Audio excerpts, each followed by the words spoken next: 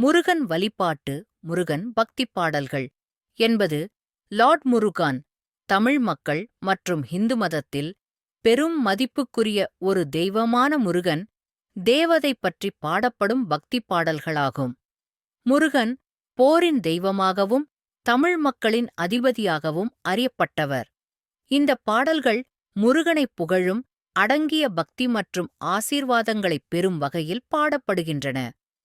தமிழ் மரபில் முருகன் வழிபாட்டு பின்வருமாறு வகைப்படுத்தப்படலாம். காவடி சிந்து.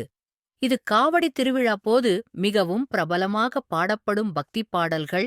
இதில் பக்தர்கள் பசுமையான பாங்குகளைத் தாங்கி தேவன் ஒருவனை தியானித்து பாடல்களுடன் வழிபடுகின்றனர்.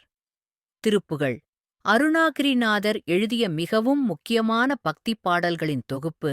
இந்த பாடல்கள் முருகனின் மகிமையை புகழ்ந்து அவனது தெய்வீக குணங்களை வெளிப்படுத்துகின்றன. ஸ்கந்த ஷஷ்டி கவசம்.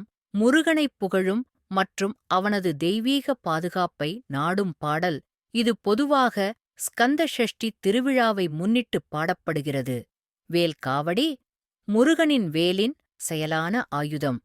வழிபாட்டில் பாடப்படும் பாடல்கள் தீமைகளை வென்றும் நல்லை நிறைவேற்றும் தெய்வீகச் சக்தியின் பிரதிபலிப்பு ஆகும். முருகன் வழிபாட்டின் பைங்கல்கள் பாடல்கள். பாடல்களும் அதன் பாடும் தாளங்களும் அனைத்தும் முருகனுடன் உள்ள ஆன்மீக மற்றும் உணர்ச்சியின்மையை வெளிப்படுத்துகின்றன. இந்த பாடல்கள் சாதாரணமாக தபிளா, மிருதங்கம் மற்றும் நாதஸ்வரம் போன்ற பாரம்பரிய இசைக்கருவிகள் மூலம் அக்கம்பனிமெண்ட் செய்யப்படுகின்றன. இந்த பக்திப் பாடல்கள் தமிழ் பக்தி மரபின் மிக முக்கியமான பகுதியாகும். பல்வேறு பிராந்திய மற்றும் இடையீடுகளோடு எல்லா பாடல்களும் முருகனின் தெய்வீக சக்தி, அறிவு மற்றும் கருணையின் போற்றி செய்வதாக அமைந்துள்ளன.